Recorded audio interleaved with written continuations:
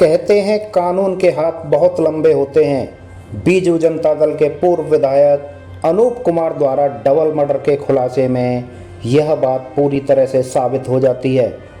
इस केस को सुलझाने में छत्तीसगढ़ पुलिस ने 4 साल तक 6 राज्यों के 700 गवाहों से पूछताछ की। तब कहीं जाकर खुली सत्ता, सेक्स और साजिश की हैरान कर देने वाली कहानी। इस कहानी की शुरुआत होती है 7 मई 2016 को। कमलेश गुप्ता नाम के शख्स ने छत्तीसगढ़ के रायगढ़ जिला स्थित चक्रधर नगर थाने में रिपोर्ट दर्ज कराई। इसके मुताबिक मां शंकवरी प्लांट के रास्ते पर अज्ञात महिला और बालिका का शव पाया गया था। पुलिस ने मामला दर्ज कर लिया और शवों की शिनाख्त में जुट गई। सीसीटीवी फुटेज की तलाशी ली गई। मोबाइल टावरों से डेटा एनालिसिस के साथ साथ जिले भर से गायब हुए लोगों के बारे में जानकारी जुटाई गई। महाराष्ट्र, यूपी, पश्चिमी बंगाल, झारखंड और यूपी तक में इश्तेहार लगाए गए। आखिर पुलिस की कवायद रंग लाई। इन्हीं इश्तेहारों को देखकर एक दिन एक शख्स रायगढ़ पुलिस के पास पहुंचा। सुनील श्रीवास्तव नाम के इस शख्स के मुताबिक दोनों शवों में एक उसकी पूर्व पत्नी 32 वर्षीय कल्पना और दूसरा शव उसकी 14 वर्षीय बेटी बबली का था। आखिर ये हत्या कैसे की गई, हत्यारे कौन थे और ये हत्या किस लिए की गई, चलिए जानते हैं सब कुछ इस वीडियो में। दोस्तों, वीडियो को स्किप ना करें क्योंकि ये कहानी ऐसी है जो आपको झकझोर कर रख देगी। अब पुलिस की जांच में तेजी आ गई थी। छत्तीसगढ़ के पोर्टल रायगढ़ न्यूज़ 24 के मुताबिक इसके बाद पुलिस ने महिला के पास से मिले मोबाइल की कॉल डिटेल्स पर काम करना शुरू किया। इस जांच में पुलिस को कुछ चौंकाने वाले साक्ष्य हाथ लगे। कॉल डिटेल में उड़ीसा के एक हाई प्रोफाइल व्यक्ति का नाम केस से जुड़ने लगा। यह व्यक्ति न सिर्फ पॉलिटिशियन था बल्कि उड़ीसा के सत्ताधारी दल बीजू जनता दल से ताल्लुक़ रखता था।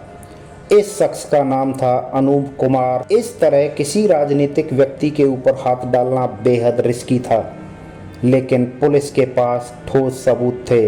ऐसे में अनूप कुमार साय को थाने में पेश होने के लिए नोटिस भेजा गया। अनूप कुमार साय हाजिर हुआ तो पुलिस की टीम ने उसके साथ पूछताछ करना शुरू किया। शुरुआती पूछताछ में अनूप कुमार साय पुलिस के साथ बिल्कुल भी सहयोग नहीं कर रहा था, लेकिन जब पुलिस ने एक के बाद एक ठोस सबूत पेश करने शुरू किए तो वह टूट गया। इसके बाद सामने आई डबल मर्डर की हैरत अंगेज कहानी। पुलिस के मुताबिक अनूप कुमार साय ने बताया कि वह उड़ीसा के झारसुगुड़ा जिले का रहने वाला है।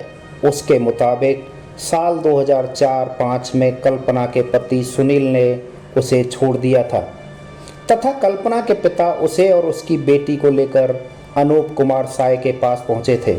अनूप ने कल्पना को सहारा दिया और दोनों के बीच में अवैध संबंध कायम हो गए। दोनों मिलने जुलने लगे और उनकी मोबाइल पर बातें होने लगीं। अनूप कुमार साय की पत्नी और बच्चे भुवनेश्वर में रहते थे, इसलिए उसे इसमें कोई बाधा पहुंचाने वाला भी नहीं था। अनूप के मुताबिक उसने कल्पना की बेटी का एडमिशन इंग्लिश मीडियम स्कूल में कराया।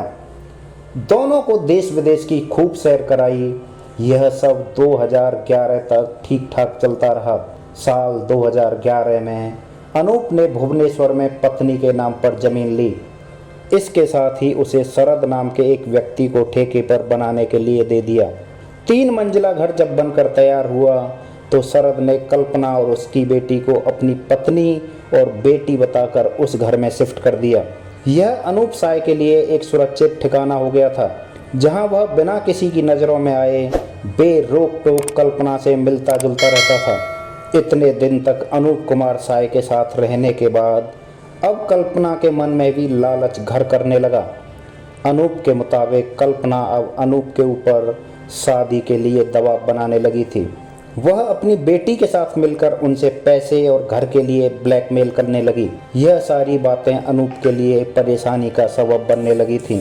उसने बताया कि मैं पहले से शादीशुदा था और कल्पना से शादी नहीं कर सकता था। ऐसे में मैंने कल्पना और उसकी बेटी को रास्ते से हटाने की योजना बनाई। इसमें मैंने अपने ड्राइवर वर्मन को भी शामिल कर लिया।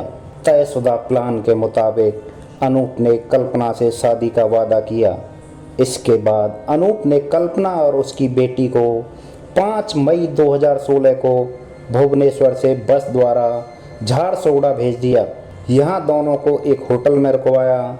वह कल्पना के साथ मोबाइल पर रेगुलर बातें कर रहा था ताकि उसे किसी तरह से शक न हो। फिर उसी रात वह ड्राइवर बर्मन के साथ कार से उनके पास पहुंचा।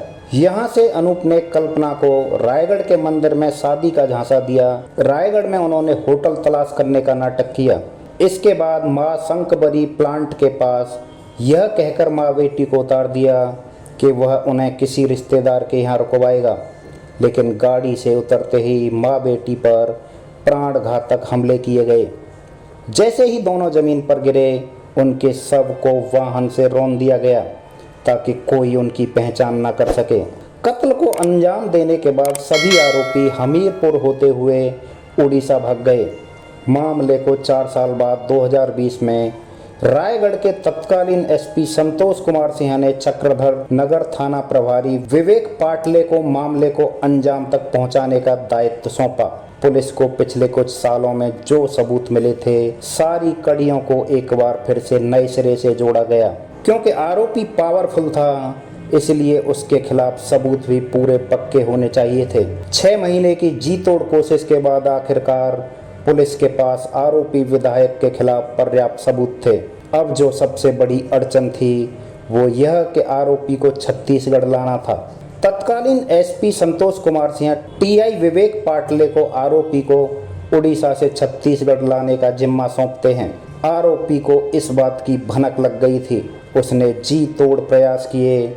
उड़ीसा में कुछ दिन रुकने के बाद आखिरकार विवेक पाटले एंड कंपनी ने आरोपी को धर दबोचा और पूछताछ के लिए रायगढ़ लाने में कामयाब रहे। 18 घंटे की लंबी पूछताछ के बाद आरोपी ने अपना मुंह खोला। वारदात कैसे की उसके बारे में सब कुछ विस्तार से बताया। इस अनसुलझे केस की गुत्थी सुलझाने के लिए टीआई विवेक पाटले को पुलिस द्वारा कॉप ऑफ मंथ से नवाजा गया था। अपराध की गंभीरता को देखते हुए न्यायालय ने आरोपी अनूप साय को आजीवन कारावास के साथ अर्थदंड भी दिया। इस पूरे घटनाक्रम में करीब 60 गवाहों के नाम थे। उनमें से 50 ने गवाही दी थी। अधिकतर गवाह अनूप साय को बचाने में लगे रहे। माननीय न्यायालय के पंचम अपर सत्र न्यायाधीश कमलेश जगदल्ला ने इस मामले में सजा सुनाई है, जबकि लोक अभियोजन दीपक शर्मा की कड़ी मेहनत से आरोपी पूर्व विधायक अनूप साय को आजीवन कारावास और अर्थदंड की सजा हो पाई। दोस्तों, कैसी लगी आपको ये हमारी क्राइम स्टोरी? अगर क्राइम स्टोरी थोड़ी सी भी अच्छी लगी है तो हमारे चैनल को सब्सक्राइब कर दीजिए। मिलते हैं ऐसी ही किसी एक और घटना के साथ। तब तक के लिए नमस्कार, बाय बाय।